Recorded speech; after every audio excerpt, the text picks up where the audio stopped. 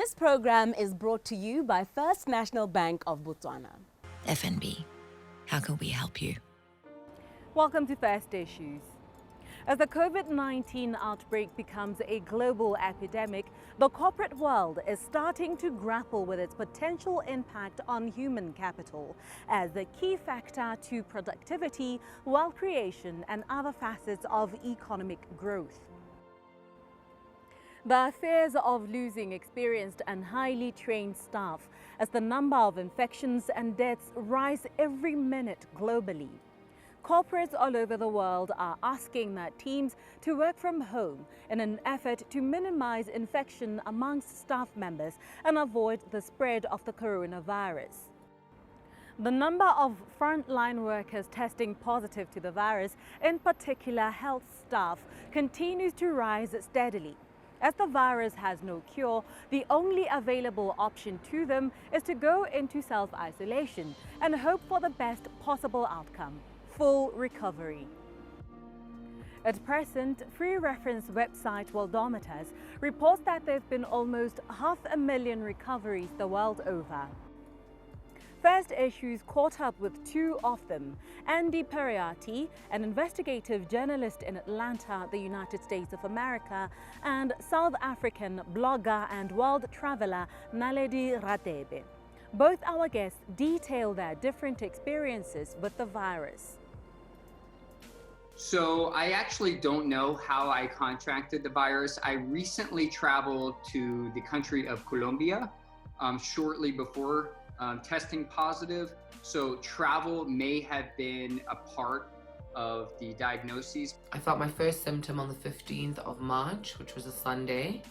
And by the 16th of March, I went for a test. I first started developing symptoms around March 16th, 17th. I had a very high fever. I had headaches and body aches all over. The feeling that I had was a tightness of my chest and difficulty breathing. About halfway through the experience, halfway through the illness, I started coughing a lot. And then I also lost my sense of smell.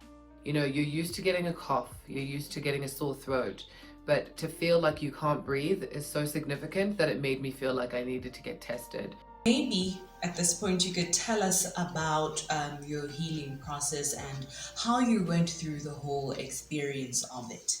I went for my test and I waited for about 8 days because it was so backlogged for my results. But in that space of that 8 days, I stayed indoors in self-isolation to make sure that I didn't kind of contaminate anyone else or spread the virus. It was 10 full days of a fever that wouldn't let go. That was probably the most frustrating part of the illness, is that I felt hot and I was sweating for 10 days straight, and it was very uncomfortable. I almost went to the hospital 2 times because my fever really spiked to about 103 and wouldn't let go. But ultimately, I stayed at home. After I got my results, I expected that, you know, I would somehow have to go into some kind of treatment. But my doctor told me very clearly, and it is fact, that there is no cure and there is no vaccine. So what you're expected to do is treat it symptom to symptom basis. For those people who have tested positive for the coronavirus, COVID-19, take it very seriously and pay attention to your symptoms. If you start having respiratory issues, call your doctor, call the hospital ahead of time to see if they can treat you. If you feel a cough, you treat that cough. If you've got a sore throat, you take lozenges like how you would normally take lozenges. You know, in terms of tightness, so I had an interesting symptom because it was tightness of my chest and difficulty breathing. It was so hard to, you know, like, what do I do when I'm in a situation like that? So I ended up kind of really using a lot of home remedies that I'd picked up. So just steaming over a bowl of hot water, or using a humidifier or a nebulizer, or even in the shower, just getting steam and trying to clear your airways with Vicks Vapor Rub.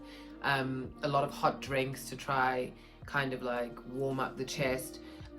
Taking mucolytics like ACC 200 to break down mucus in your respiratory system. To stay home, stay away from people, and to let people know how you're doing. And don't be afraid to ask people for help. If you need food or you need supplies, the best thing you can do is to self-quarantine at home, stay at home, and try to just get through it by yourself. Anybody can get it, and I was also very lucky. My symptoms were almost asymptomatic, but it might not be the case for somebody else. And you can be healthy and you can seem likely not to contract it or have heavy symptoms, and turns out that it's going to hit you very hard. So it's really just a matter of taking this seriously and taking care. I'll end with, please take this virus seriously in Africa. I know that Africa doesn't have a lot of cases compared to the United States, but please take this seriously. Try to stay home as much as possible, away from others, so you can help flatten the curve and keep everyone safe.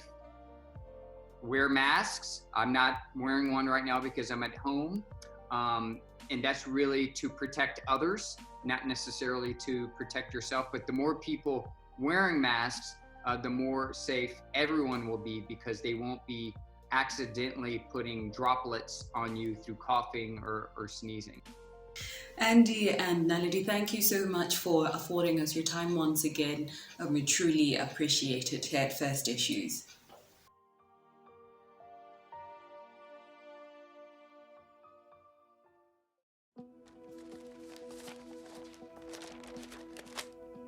When running a business means Where did I put that receipt? we can help you with instant accounting, free software that does your bookkeeping for you. When running a business means Wait, what do you mean the container hasn't arrived? we help protect your business from risk with Mohwebi Insurance.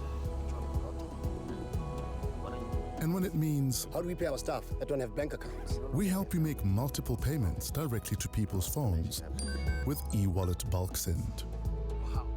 At FNB, we're constantly innovating to help business owners at every stage of their journey.